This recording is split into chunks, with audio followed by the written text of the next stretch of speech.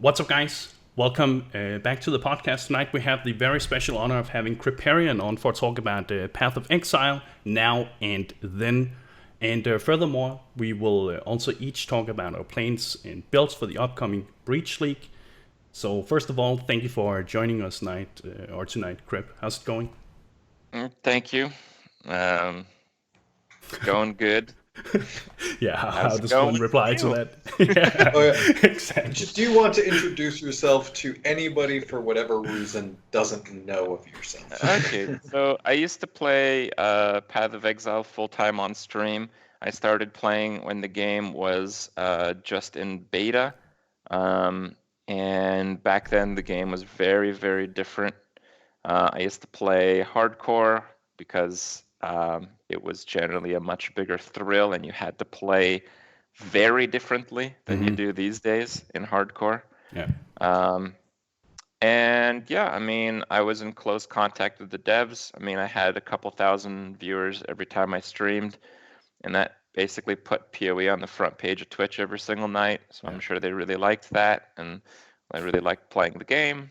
And I don't know, after playing like every build imaginable, making like PoE websites to like highlight builds and stuff, doing races, I won like all the races for like the first 2 seasons. I basically came to the point where I kind of just moved on with PoE.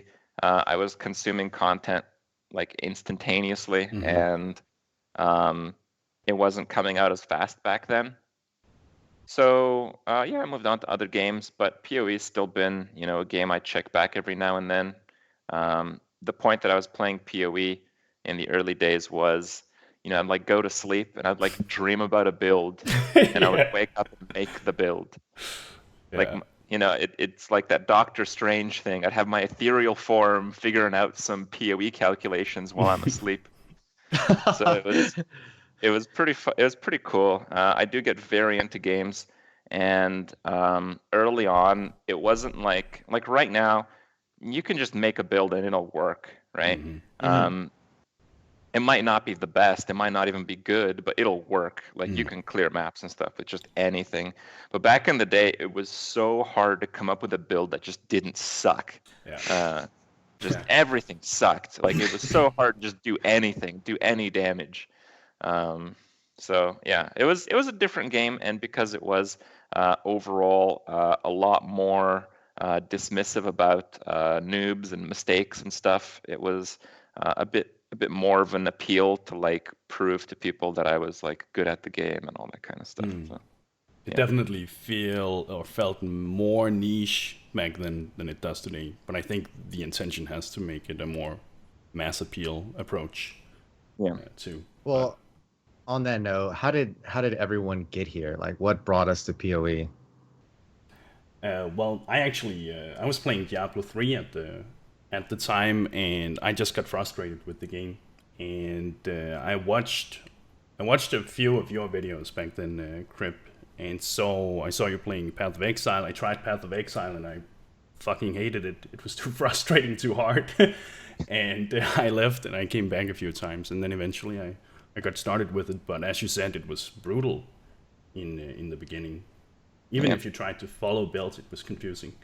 What about you, PT? For me, oddly enough, the person I was dating at the time mentioned an indie game to me. I saw it and I was just like, well, that passive tree is going to be a balanced mess. But I played games like obviously the older ARPGs, and more specifically, it reminded me a lot about, not Neverwinter Nights. I can't remember the game right now. It was one of the older ARPGs and using arcane missiles, and I just like the customized in the passive tree. So I was hooked when I saw the passive tree. Okay. And for me, I remember, you know, a lot of gamers will testify. Kripparian is the one that brought me to Path of Exile, but he actually deterred me quite a bit because every single time I tuned into his stream, he was always playing a Marauder with some veiny-looking ground slam, and I thought that skill looked so lame. And he would just be in the forest, just knocking out rows and stuff. I'm just like, this game looks so boring. Yeah. And it wasn't until I turned into Nugi stream, he was playing Lightning Arrow, and that skill looked so amazing. So I was like, oh, okay, I'll try it now. Now that I know, there's a game outside of Marauder Ground Slam, and it was so bad looking. Path of Exile looks so much more flashy today, right? Yeah, it's not a long way. The first character I played, actually no, I guess it was the first hardcore character I played was the Marauder. It was my second character ever, and yeah, I made it to like number 3 on the first beta ladder. Like some guy gave me like $500 or something because it's like there's no way you'll make it on the front page of the ladder with that first character. So I mean, $500 is a lot. Especially when you got like a couple of K viewers. So I guess you kind of took that competitive mentality from Diablo 3. You want to quickly tell us about Diablo 3, how you went about that, the Diablo World First skill, and how that influenced? Well, it was a time when I basically like left my job and saw an opportunity to. I mostly had it in mind to make like YouTube videos. I was making YouTube videos for a few years from all the crazy stuff I was doing in World of Warcraft. Yeah. And I saw that World of Warcraft kind of sucked with Cataclysm, and Diablo 3 was coming up. I played Diablo 3 on the beta, which was basically nothing. It was you get the Skeleton King on normal, and that's it. Min-max your Skeleton King gear at level, what was it, 6 or 16? Oh, they were doing it, yeah. Him and his whole team, they had this like spreadsheet. Yep, we basically tried to get every single piece of information that we could from just the beta, and it was surprisingly a lot. Basically, from just my original experiences in the game, I learned that the game is going to be really hard. That was like obvious. And I didn't know that they would have like the ridiculous group penalties, which they used to have. But just from the skills themselves and the way that teamwork worked, it seemed obvious that playing as a group would have significant advantages. Again, that did not end up being the case because on the highest difficulty level, monsters did like twice the damage when you had 4 people, and they would like nearly one-shot you in single player. So that just basically meant you got one-shotted by everything on the later acts of Inferno. So actually it sucked, but in terms of the information and stuff, we were like way ahead, and that helped us do very well. And it was a time where I was really just giving it my absolute all. I streamed for about 20 hours a day for like a week and a half or so. And then it kind of felt like I was dying, so I kind of scaled back to about 12 hours a day. Holy fuck. And that was for a couple months until we managed to kill Inferno Diablo on hardcore. That was really pushed because Blizzard was talking about how they were going to make all these changes, and they announced the patch one day before it came out. They're like, hey, tomorrow the patch is rolling out. But the patch was like, okay, so the monsters, they're going to do about half of their current damage, and they're going to have about half of their current HP. So because the game, you had to play it as a tank with a lot of like the life regeneration mechanics and stuff. It's not like you had twice as much health. If you factor in life per hit and life regeneration and all that kind of stuff, the game basically went from you can only tank like one monster at a time, which is why positioning was so important in that part of the game, to monsters cannot kill you. Right? Yeah. So that was the transition overnight, and we realized it would be that. So we made like a big push on the final night before the nerf patch, because we figured, if the monsters are going to do half damage and have half health, nobody's going to give a crap if we're going to clear it after the nerfs. So if it's going to happen in any kind of relevancy, you might as well do it right now. And we did. We were successful, and that's how I got the attention of a lot of people on Twitch. We had like 50,000 viewers that day, and that was the most anyone's ever had on Twitch at that time. Yeah. So that was good. How did that end up translating into jumping over to PoE with the racing elements? Was there something that quite captured the same moment? Well, there's a lot of stuff between those. I mean, Diablo, after they nerfed everything, was a really crappy game because the game wasn't great, but it was like brutally difficult. So the aspect of challenge kind of dominated all the shortcomings of the game. And then when they removed challenge, it was like, well, we're just highlighting the problems, and the game is not even that challenging. Yeah. So it lost my interest very quickly. It lost everyone's interest very quickly. They came up with Paragon levels a little bit after that, and they didn't do it very well, and it just wasn't an exciting thing. I tried to grind it out a bit, and I was actually just falling asleep on stream playing Diablo. So Yeah. time to find a new game. Tried a few different games, and I mean, Path of Exile looked pretty interesting. you saw the popularity. You made String of Ears really popular. It's one of the hottest items, and then all of a sudden they changed the game, and it's like worth nothing. Oh yeah. Yeah. But I was gonna ask you, is it more fun when when the game is more complex, or is it more fun when the game is mechanically harder? Like it requires better micro. Like where does the enjoyment come? Where is it more important as far as you enjoying it? It's hard to tell. I mean, enjoyment is such a weird thing to really, define. Yeah.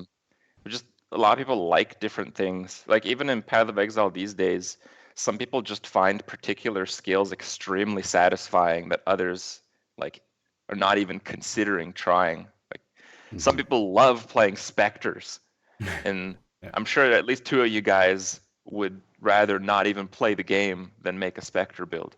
So there's a lot of stuff like that that's very difficult to understand. But on a personal level, I think a little bit of each of those categories is important. Where for me, I think the end result has to be that I can effectively use my knowledge of the game to be better than other players. So if the game is like just not complicated enough, probably won't be able to do that. Or if the game is too easy, even if it's complicated, it doesn't matter if it's complicated. So there's kind of like a fine balance between many different factors that kind of have to be satisfactory. I've often thought about this myself, and I think I typically come up with the conclusion that I found something like Diablo, at least at that stage back then, to be more mechanically fun. It had more mechanically fun interactions, whereas Path of Exile really, really rewarded you for having game knowledge and trying to explore what you can do with whatever you have at hand. And I think at least like Path of Exile has moved to a more faster paced game recently, but I think a lot of people have enjoyed just exploring building games. That was the main part of it, because you could, for the most part, just hold down right click in Path of Exile, whereas you have to do a little more in Diablo 3. So I don't know, do you feel that that's the case here, or is the coolest thing about Diablo 3 for me was like mob manipulation and positioning, and they just killed that when they made the monsters do no damage. So I think there was even a lot of people who didn't even realize like mob positioning. I think that's something you guys, because you went so much into it. People would go into like Act 3 with like the tankiest character, and they'd instantly die because when you take 3 hits from 3 different monsters, you can't out-regen that. But if you line them up in like a staircase and you fight them one at a time, well, you can out-regen that. It's actually not even that hard. So yeah, I mean that was interesting. That was cool, and it definitely separated bad players from good ones. But I don't like too many of like the skill micro too much. Even in World of Warcraft, I remember when there was like an explosive shot lock and load build for like survival hunters that was like really good at one point. And your ability to play the game was basically whack-a-mole. Like you had to see when you got a TNT proc, and then move your character and cancel your current action to use explosive shot. And the faster you did that, the more damage you did. And I just thought that was kind of dumb. So I don't know, but some people like that, right? I had a similar experience with an elemental shaman or whatever they were called at the time for raiding, and you just have all these cooldowns on cycling, or just whack-a-moling them like do. And that's raid content. You're like, yay, me! Just Yeah, I mean, it's get a good basically a keyboard priority macro. order. You're not interacting with the enemies at that point in time. You're just Right. working in your own bubble. The enemy's working in your own bubble, and then you're just handing out cards to each other and it ends. So I feel Diablo 3 is a lot more like that, where I see that some people would like that type of play style. It feels a lot more whack-a-mole to me. It's like, well, you just have to use this on cooldown, use that on cooldown, use that on cooldown. And if something bad happens, use this one. And your goal is to reduce your cooldown through gear so you could use them more often. Like, that's kind of like almost all the builds right now. I mean, maybe I'm wrong. I probably am, and some guy's raging out there. But Most likely, right? but from my experience in recent plays of Diablo 3, that's kind of what I felt. Yeah. So how does it feel? How did it feel going from the Diablo gameplay into PoE at that time? Because PoE was, or by that time, significantly slower, right?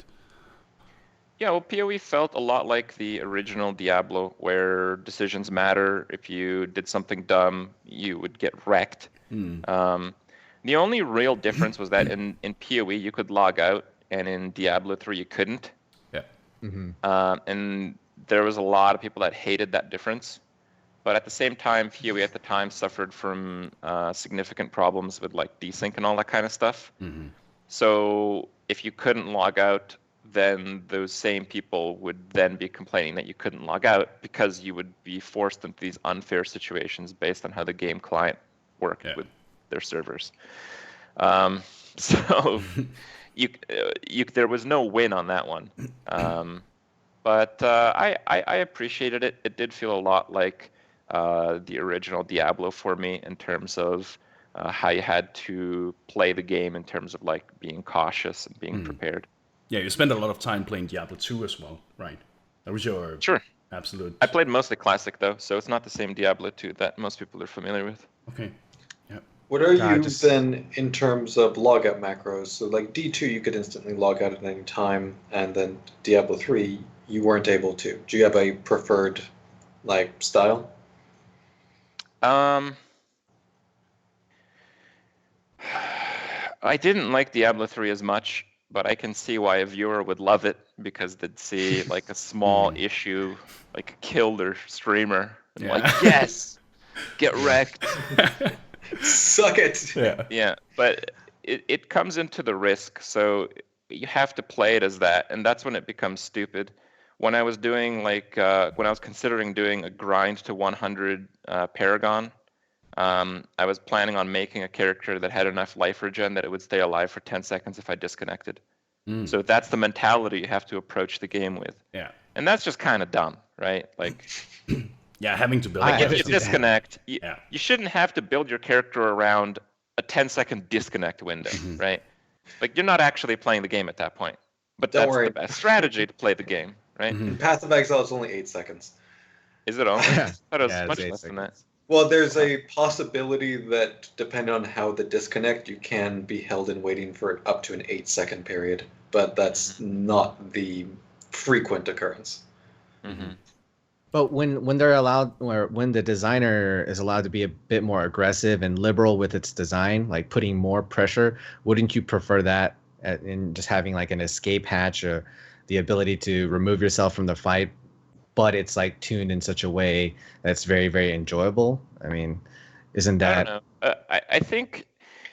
I think there's not been enough compromise on the aspect of death in ARPGs. It's always like softcore where death doesn't matter for anything, or it's hardcore where you get wrecked. You know, like why couldn't you just like lose 1 item or 2 items when you die? That's still pretty punishing. You definitely would play as if it was hardcore, but you wouldn't have like a mental breakdown when you die from a disconnect, right? But those make the best YouTube videos. What was your biggest just breakdown on a death then? I don't know. Even if just emotionally. Really stupid. I had a really dumb death where my character disconnected. It was only like level 30 or 40, but I could not comprehend how it happened. I was like farming docks, and I was like level 39 in normal, just like some obscene thing where just nothing can really kill you. I just went to like the waypoint, and there was no monster on my screen, and I disconnected. And I'm like, okay, whatever, you know, I'll just come back into the game. But I was like locked out from the game, and I like asked the devs and stuff. They told me my character was in the instance for 2 minutes, and just some monsters ran up to me and killed me over like 60 seconds. So I'm like, how the hell am I supposed to even combat that? You can't even make a character that can survive that.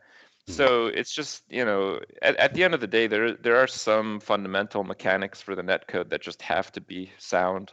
Mm-hmm. So what's bringing you back to PoE in 2.5 for the Breach Link? What are you interested in? Actually, I don't really find the Breach thing too interesting, but well done.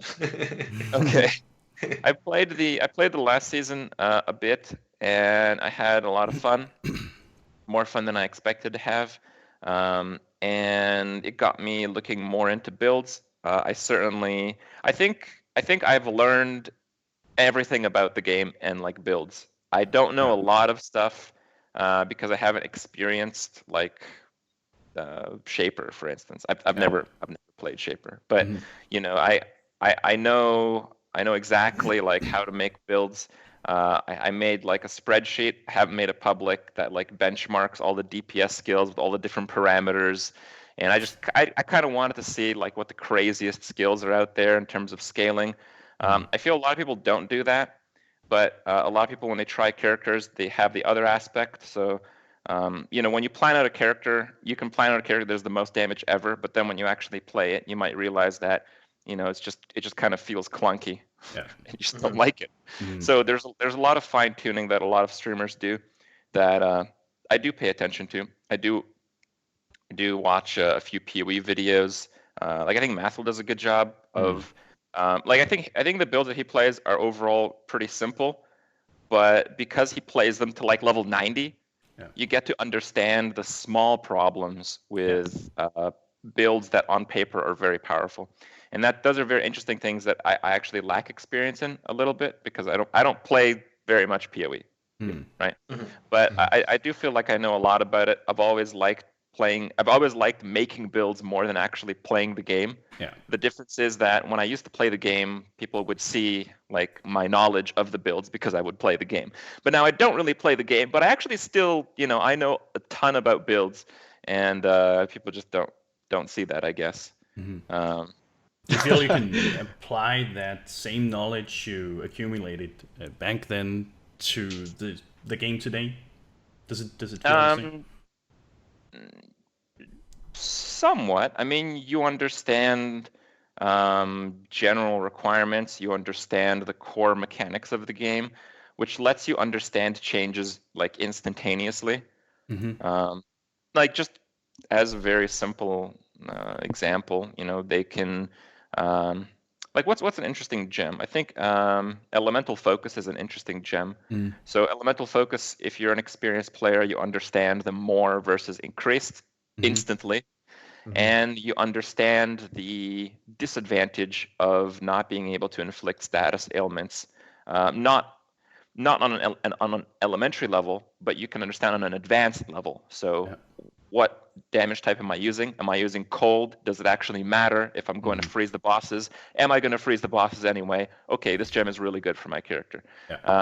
So you understand that instantly because you have the experience from the base mechanics of the game. And the base mechanics of the game has not changed over the years. So, anytime I'm out of the loop with Path of Exile, it's not going to take me very long to get up to date because of that, because I've not forgotten any of the base mechanics of Path of Exile. Yeah. Right. So then going around the table, what's been our favorite build, and we can start with lifting on this one, to Theorycraft from the ground up when we're trying to design our own thing? Because that's what we all kind of enjoy, I believe, is just the full design process and creativity in this game. So what's my favorite build to create? That you've designed, yeah. It's always more fun if you come up with something that is, more original, more unique. And I feel at the point we're at with Path of Exile, it's hard to remain unique. You typically find something and then you build on top of it, right?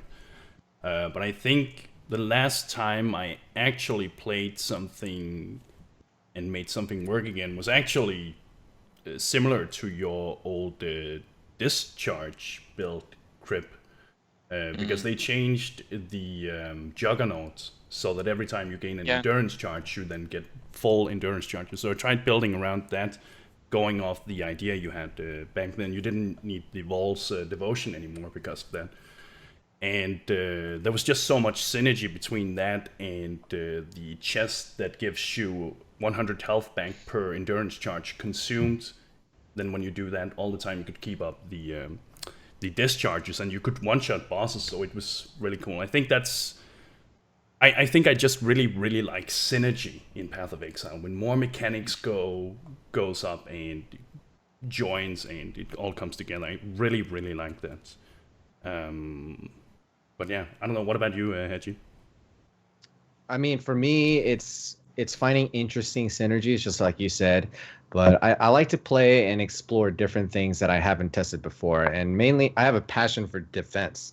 And I like looking into different ways to build something with, keeping in mind into consideration all the other factors that go into play, the resource, the skill that I want to use, how much is it going to cost, what am I going to link it with? And going back to what Crip was saying earlier, like how we build these days and how there aren't as many people building stuff on spreadsheets anymore. I mean, spreadsheets are great and all, but I feel like with the added variables to this game and the amount of prerequisites that this game has, people are more inclined to test stuff to see how it feels. Like if you require a 3-step process to get your thing going, they want to really evaluate how much is this worth? Is this really worth doing all this work to achieve this damage? It might be great damage, but mechanically kind of clunky. And there are so many other things that we can't figure out on a spreadsheet, like movement speed, what kind of utility flags am I going to run, adrenaline, like how am I going to navigate so I can achieve the maximum clear speed. But that's another thing where I feel like it's starting to hurt the game. We have so many tools, like accessible tools, that we can just become so powerful and have builds that are just like it can do everything, and that's pretty bad for the game to go into that direction. And I think it could do a lot into slowing things down, but still providing some active tools that we could use, like war cries. War cries, I always consider, what war cry do I want to run with this build? And I tend to go with that because I feel like I'm one of the only, I really enjoy war cries because it's active interactions and you're making character decisions in combat. What I need at that time, if I'm going to need regen, if I'm going to need leech, endurance charges. I love endurance charges. I like cheap defense, and I build for cheap. So as far as what I like to build going forward, just efficient for the cost. With that being said, I'm probably going to do something completely like out there and really expensive next league, but that's because I'm probably going to play softcore this time. We'll see. How about you, Crip? Build wise? Yeah, what you've enjoyed most designing? Well, yeah, I mean, you obviously just want a simple build that's very powerful, and those are usually the ones that get nerfed. But recently I've, like most of the builds that I've focused on are like everything builds. And I don't know, I just find them really fascinating. Could you elaborate on everything builds? I'm not sure that. Sure. I can give you an example. So for the build that I'm playing, I don't know if they're the best in slot, but they're like about as good as like probably close to mirror gloves would be like Shaper's Touch. So like Shaper's Touch is really good if you use mana, life, armor, energy shield, evasion, and melee damage. If you use all of those things, Shaper's Touch is amazing, right? True. Most people, when they make a build, they're like, okay, I want this skill. I want this skill to do as much damage as possible. So what are all the items that I can use to make the skill really powerful? But what I've been trying to really work on is builds that are using everything. And I think most items that kind of work with this idea are instantly overlooked in the game. So Shaper's Touch is a good example. If you have high stats and you use all of those things, it's almost impossible to get all of those stats on a rare glove. And there's a lot of items out there that really have this focus that get like extremely overlooked. That it's very interesting. Obviously, the amount of skills that you're going to use are not going to be very high. And the problem with that might actually change pretty soon. Now, I don't have any insider info, but I can use common sense, as most of you guys can, and understand that most likely Ignites and Chaos Damage and Poison is going to get nerfed at some point. At some point, right? So we're still waiting on trade, so give it 3 years. Right. So, so if you take those like crazy scaling skills out of the equation, the everything builds are actually pretty competitive with normal builds.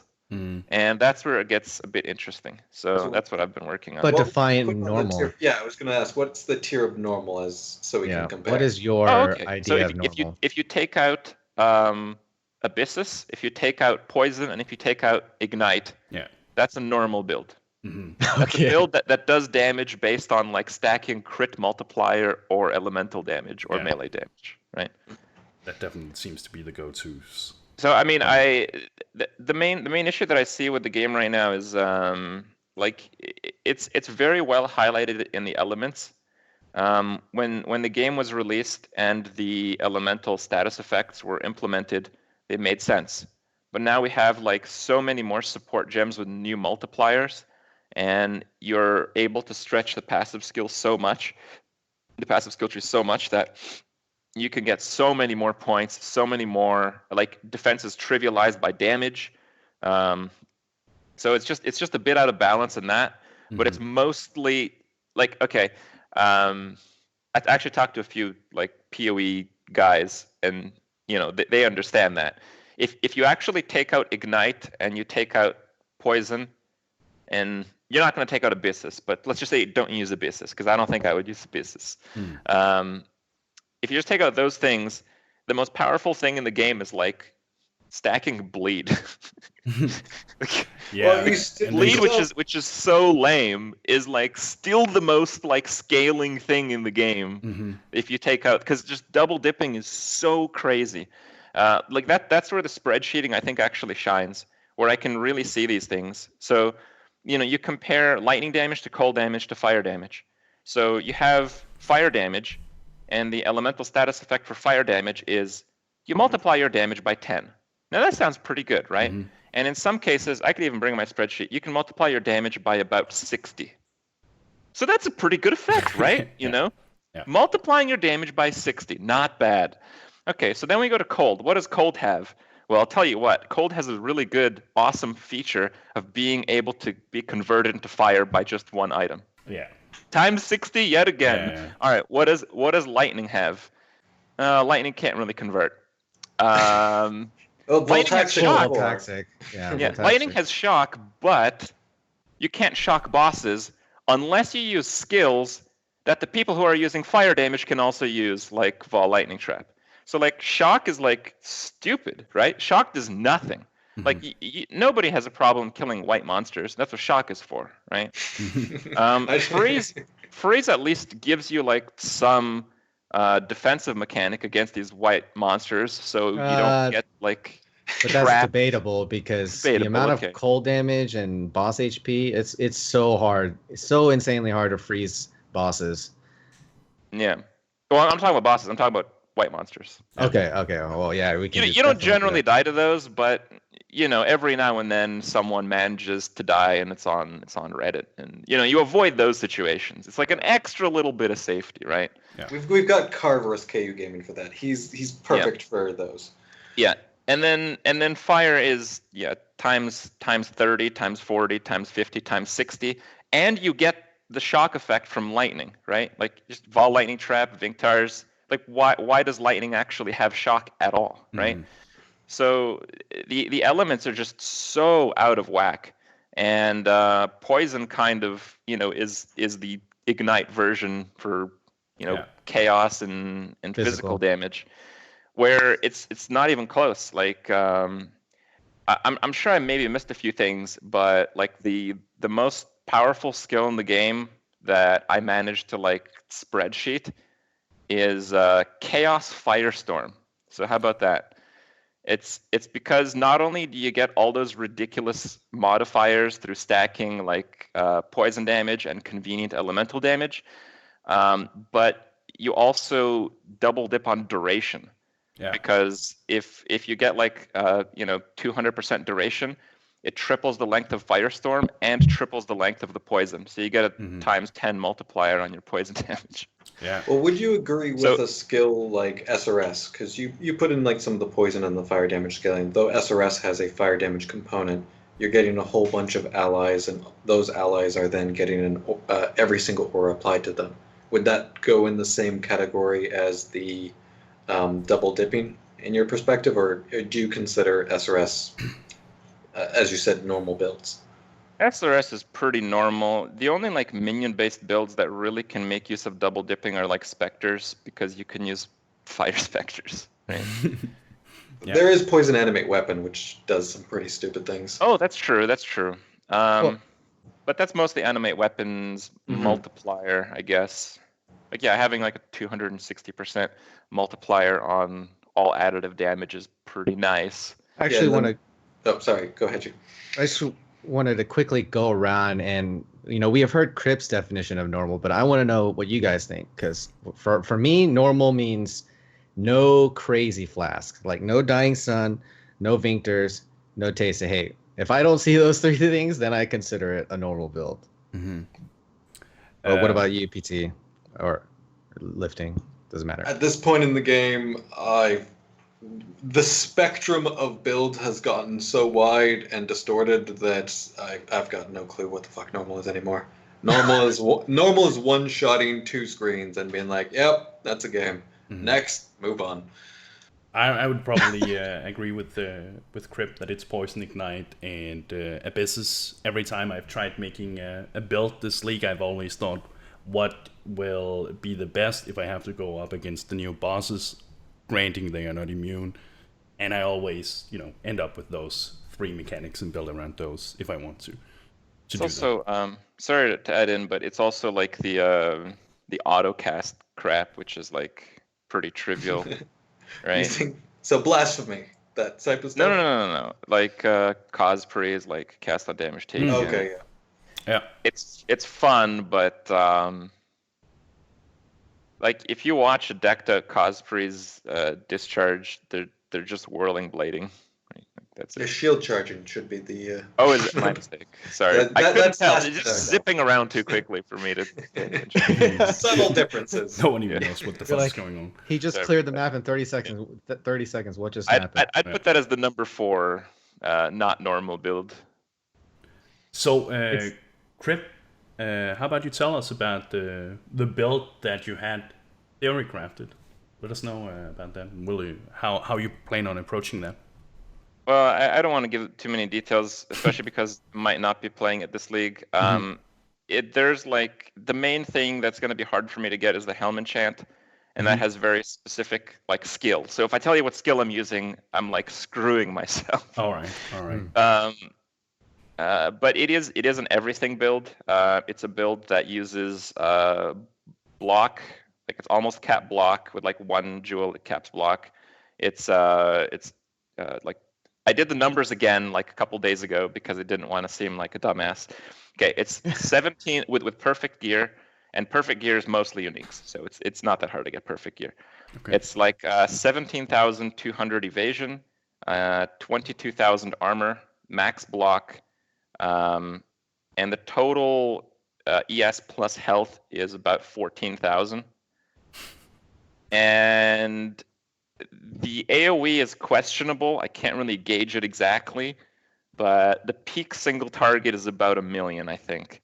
And it is not a cheese build. It is not like Ignite or anything like that. And what's your goal with this build?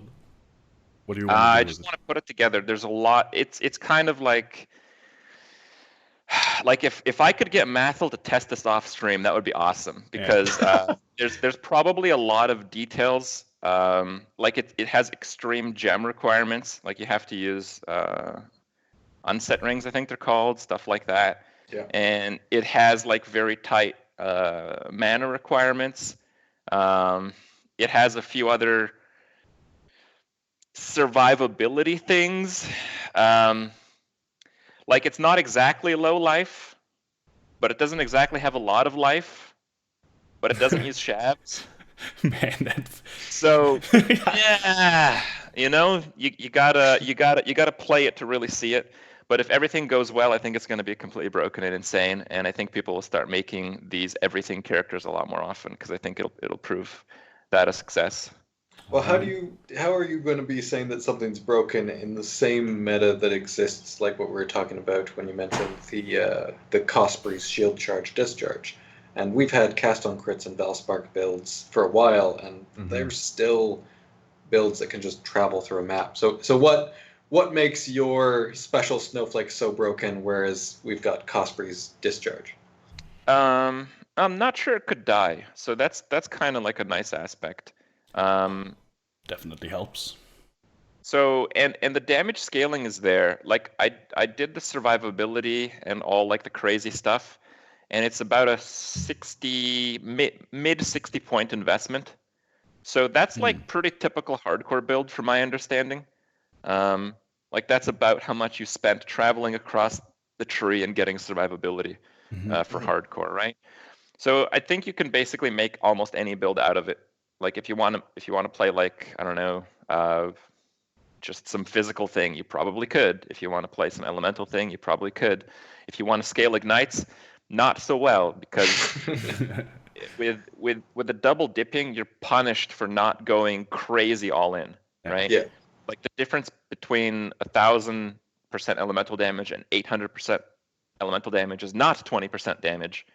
It's 44% damage, right? So it's a huge difference. I mean, double dipping builds are so ridiculous that it's for a lot of them, it's not even worth going crit.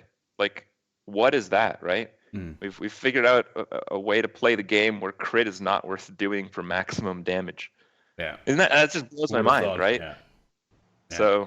So in the same way, what you were talking about is kind of like Righteous Fire in the sense that there's like this template build, and then you can plug a whole bunch of spells onto the Righteous Fire caster. Right. And so you have a specific skill in mind, but there is this core template that you could basically plug and chug other spells. Right. Okay. And that's why the secret can't come out. I do think one skill is slightly better than all others for it, and that's the one I want to use. And the main problem is that it has to use a very specific lab enchant for like 20% damage, and it also has to be on a specific helmet, and that makes it a big problem with your stream. Okay. So I guess it's safe to assume that this will all be done off stream until you land a helmet enchant. Oh no, I probably won't be using that skill until late. Like again, it's kind of like a template build, so I could play like any skill leveling up until I get a few of the items for the optimal one. So you actually brought into about the Breach earlier that you weren't too interested in it, but you might be coming to play. What's then kind of compelling you to try, or is it just you finally trying to get your build going? Yeah, I mostly just want to get the build going. I wanted to play near the start of the league. Whether I play or not is just going to be up to when Blizzard decides to roll out the next Hearthstone expansion. I thought, because they said early December, when Blizzard says early December, they usually mean December 14th. But it seems like they're actually pushing it pretty hard. So if Hearthstone expansion comes out on like the 5th, then I'll play PoE for 3 days. The 6th, 4 days. The 3rd, well, fuck, right? Play next league.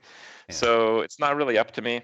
And that's why I was a bit disappointed, because I worked on builds a lot. Just it's a lot of fun for me, and I just kind of wanted to experience playing the game. Breach doesn't really seem that interesting. Yeah, I mean, the essence was cool because you get items, you get a whole like currency, like very weird trades. A lot more people are rolling items. That's very cool, very just fun and interactive. Breach is like you find some hands, you click on them, and like you just kill monsters that appear, and hopefully you kill like a boss. Yeah. Hopefully it drops good things.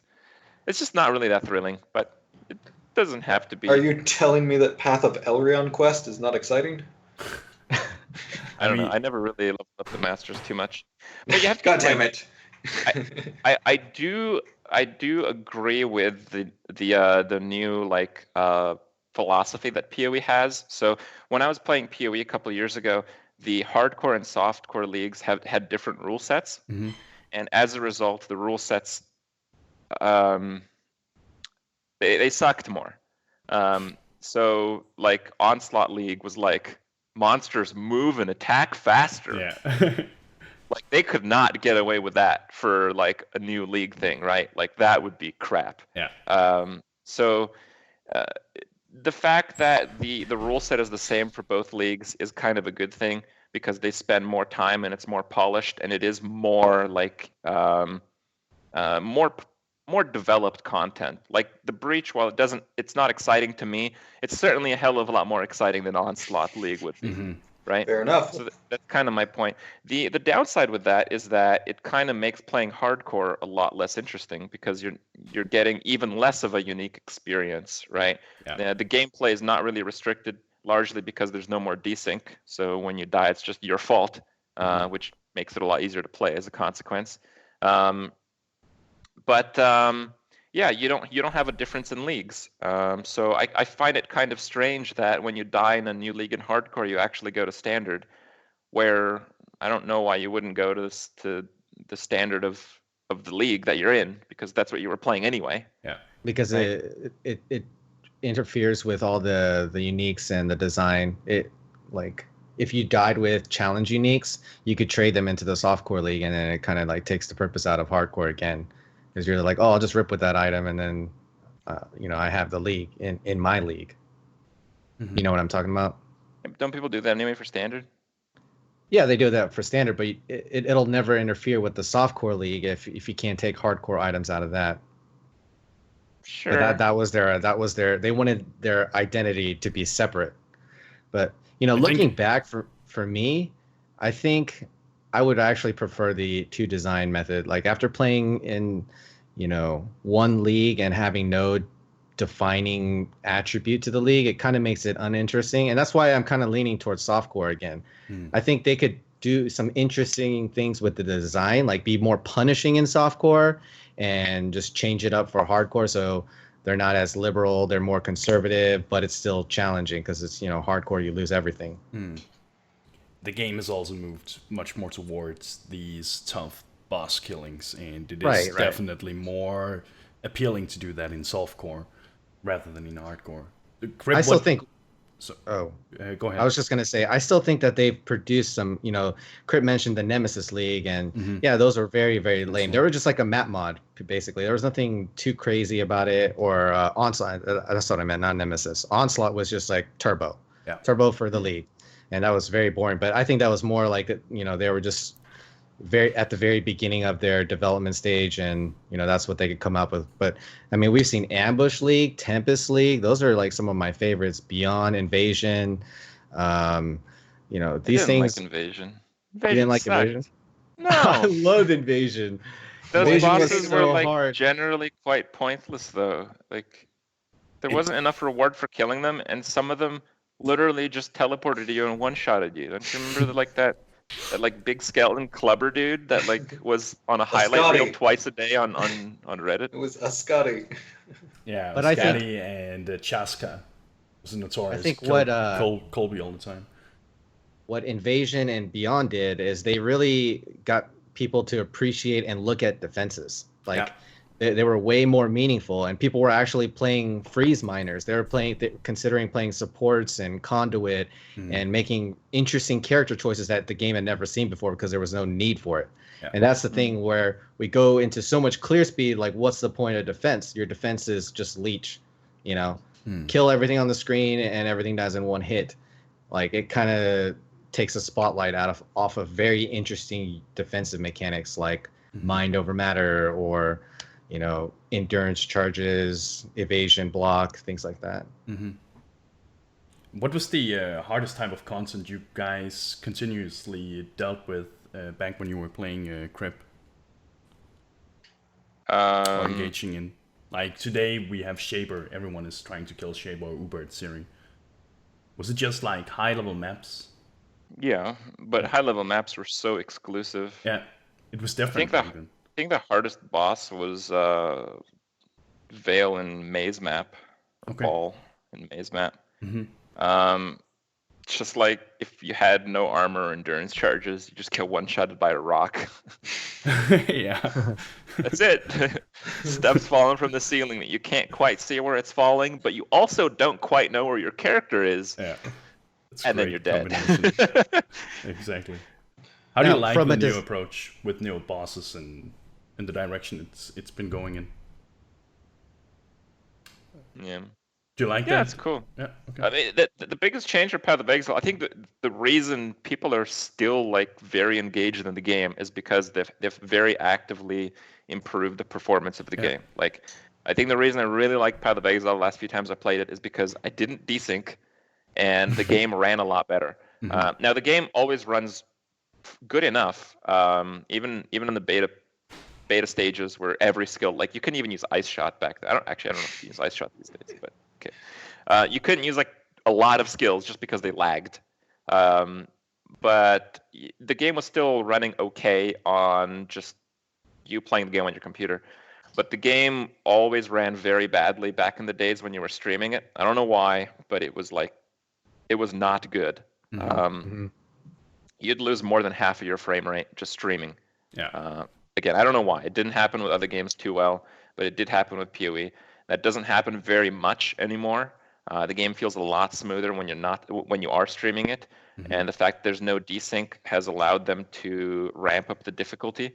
So you could not have a boss like Shaper when there was desync. You just couldn't, because if your character was like a few pixels to the left of where you thought it was, the beam would just kill you in 1 second, right? You could not design a fight like Shaper in the old netcode of Path of Exile. So the fact that they've updated that has allowed them to have players actually have a better experience playing the game, and has allowed them to actually make the game more difficult and actually have fair abilities that you need to dodge. Well, theoretically, if few builds kind of get nerfed. Would you then say there was Uberitzer encounter introduced in 1.1, and wouldn't you say that's a fight that's fairly pinpoint difficulty with the storm calls, the flame blast, the spears, the split phase, all that fun stuff? Well, sure, but the way you'd beat it is using spectral throw with flask on crit, with going immune to fire and lightning, and then you just stand in everything, right? Like that's how they did it.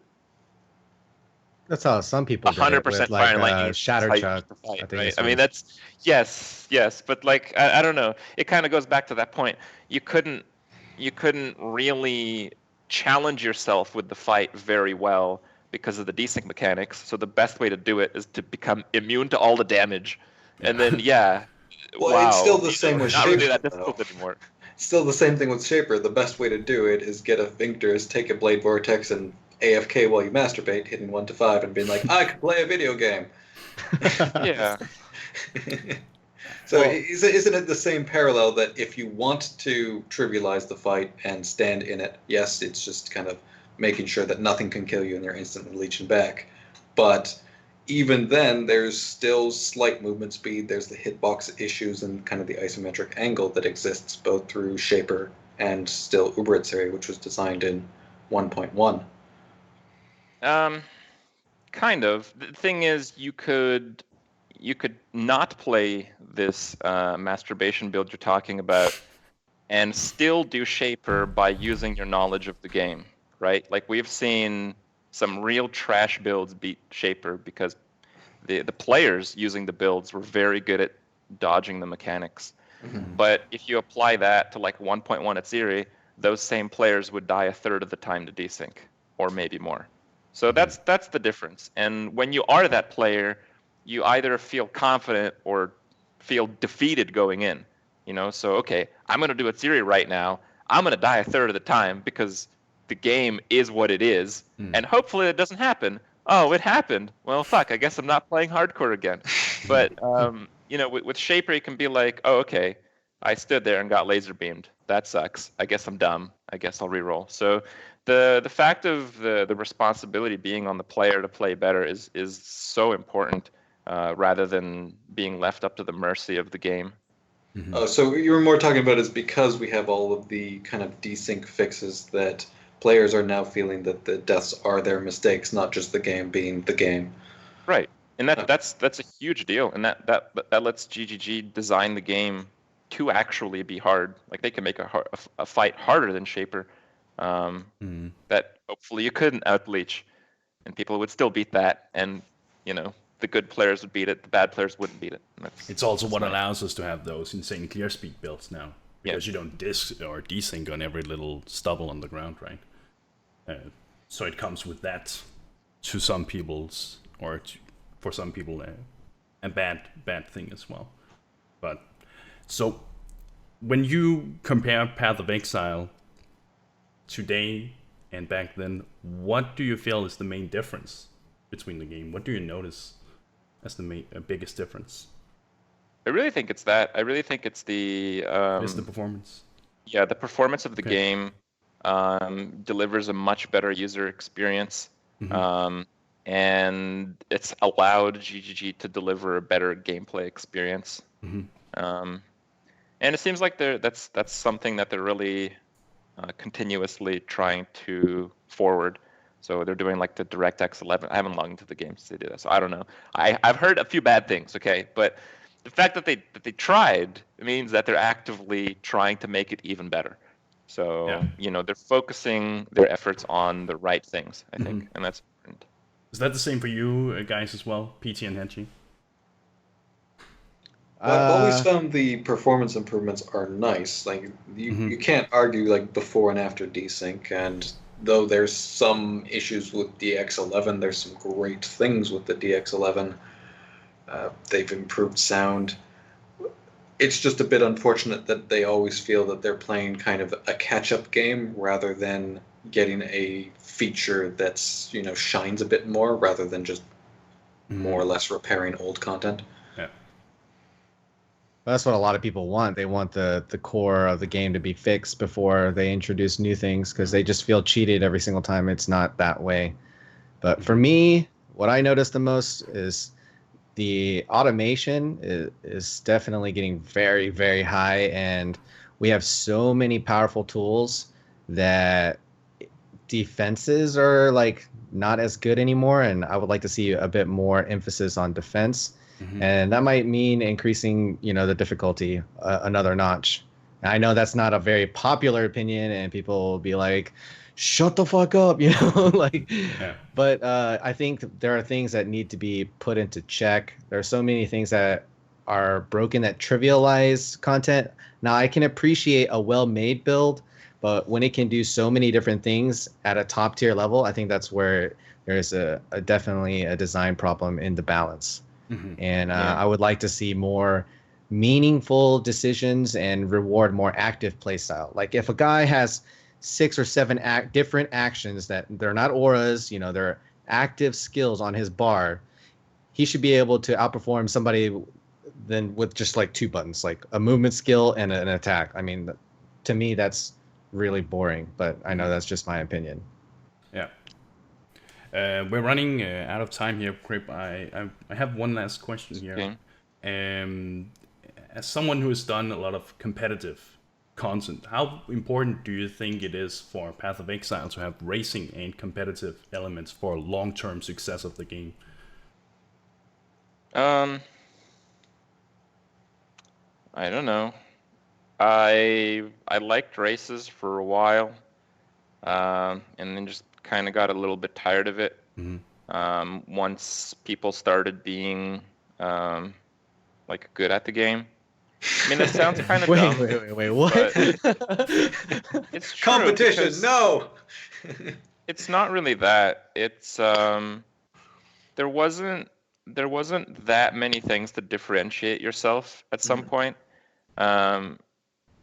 Like the last few races I did, like season 4 or so, there were like 3 or 4 other Templars who just did the exact same thing I did, and they were as good racers as I was.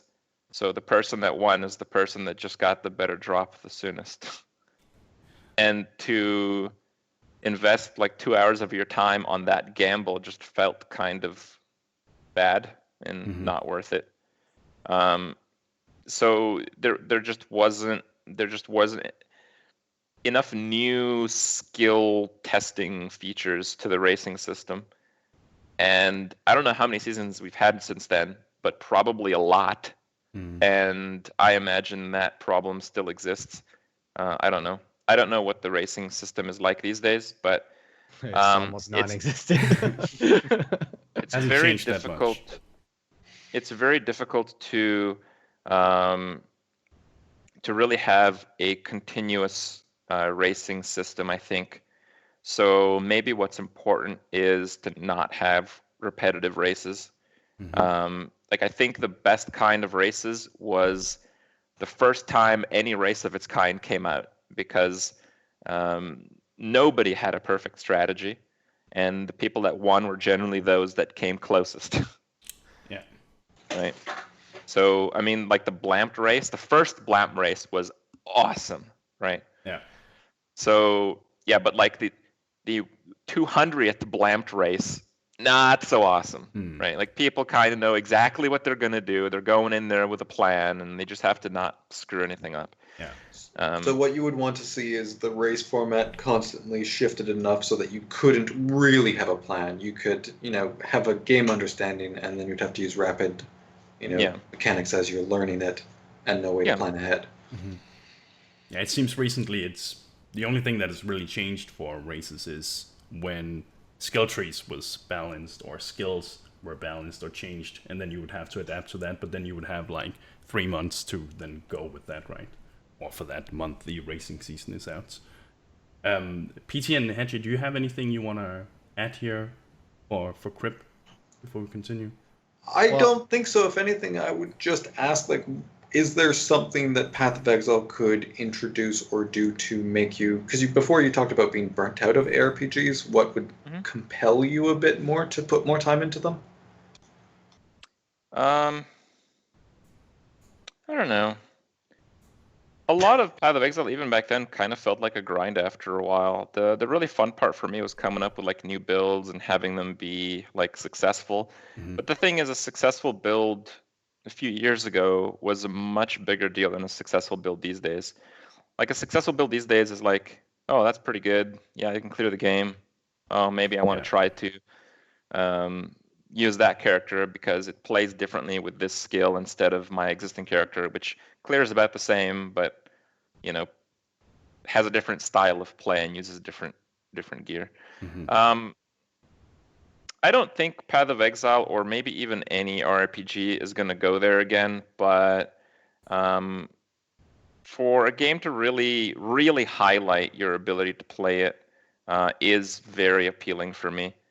And it's not about like challenges even. Like, if they make a fight like Shaper, multiply the HP by 10, multiply the damage by 5, we're still gonna kill it. But it doesn't feel as worth it, because overall the game is kind of just like delivering on a fun, smooth experience. So Path of Exile has become, well, it's definitely still very different than a lot of other ARPGs and games. It's still become a lot like other games where it's very inviting to new players. You're not really punished for your decisions. You can kind of do whatever you want. So Path of Exile, in the end, really just delivers on a fun experience. And games that deliver on a fun experience are obviously fun to play, but they're not like, I'm not like crushingly addicted to that style of gameplay anymore. So, I've been working on builds and stuff, and I really want to try out the builds. But I'm sure that once I play the build for like a few weeks, I'll just be like, oh, okay, that was fun. I'll play next season. And that's kind of where I'd end it. It wouldn't really challenge me enough to, or reward me enough to continue trying 10 different things, 20 different things as it used to. Yeah. Have you had that addictive feeling to any other game, though? Obviously Hearthstone, but... Not really. Those games are pretty dead. Yeah.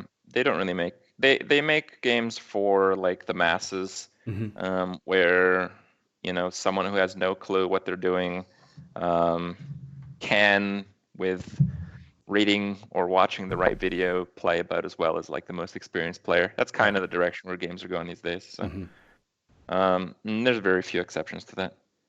Obviously, being a YouTuber and a streamer, it's a bit different approach you have towards games now.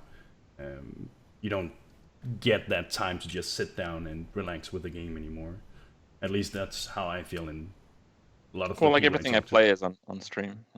Yeah. Well, does like as a design, does exclusivity does that appeal to you guys? Something being so rare or hard to do, does it improve, the moment you zone in? Are you having more fun? Is that more enjoyable? Yeah. So that's what it's all about for you, Crip? Well, if I can get to a spot in the game, not because I played it 6 times as much as you, but because I like knew how something worked to a deeper level than most people, or yeah, I just had like a good strategy or something like that. If I could do better than other players on a mass level because of my understanding or ability to play the game, like that feels very rewarding. Yeah. All right. Well, we're running out of time here, guys. We had Crip for an hour, but just before we end, like PT and Hedgie, what do you guys have planned until we start Breach League? I'm just working at the last bit of like a crit detonate dead assassin, which I'll be doing for solo self-found, and we've organized the solo self-found ladder for those who are interested. We'll have that ready for sign up. Until then, I'm just helping people with builds all day, every day. Yeah. What about you, Hedgie? For me, it's like the holiday season, so I have a lot of family that's in town and a lot of friends to entertain. But other than that, I'll be utilizing those respecs on permanent leagues, testing some different theories and planning my next build. Obviously, nothing will be solidified until we see the balance notes, so it could all change. And I might miss the first few days at the start of the next league, but I still plan on playing a ton. And it's just because I had so much family come into town. But what about you, Lifting? I'm actually taking some days off. I don't know when I've had this much time off in a long time. I needed a small vacation just before going into the league, and then I'll prepare some YouTube content and things like that. So if you guys are not seeing my stream online as well, it's because I'm taking a few days off. But I will be back for when the league starts. I hate missing those first days. That's like it's like the best part. Yeah, it's the best part, seeing how people progress. I miss that playing softcore, missing those rips on the ladder, seeing people dying and things like that. But yeah, then you have the other stuff. And Crip, thank you very much for joining us. It's been thank you for having me. Thank you, guys. I'm amazed at how much knowledge you still seem to have, even though you don't spend as much time on it anymore. But I guess some things just stick. Well, it's good to hear he sticks on the Reddit and reads the Reddit every day. So, I mean, if you're an experienced player, you can watch a video or read like a Reddit post, and you can understand a build like 98% of the way, right? Like, and how once you know the game, it's easy to absorb information. And how are you going to spend the rest of your day and the coming days up until the holidays? All my time is spent on like YouTube videos and content. It's a ridiculous question. Streaming. It's a ridiculous question. All right. Thank you very much for coming on, Crip. And that's it for tonight's show, guys. But the week before Christmas, on the 19th, I believe, we have GGG developer Carl on for even more Path of Exile discussion. And next week, it will just be the 3 of us. If you're interested, make sure to follow the stream, and we'll catch you there. Also, if you didn't catch the whole podcast with Crip, you can find it on Hegemony's YouTube in just a few hours.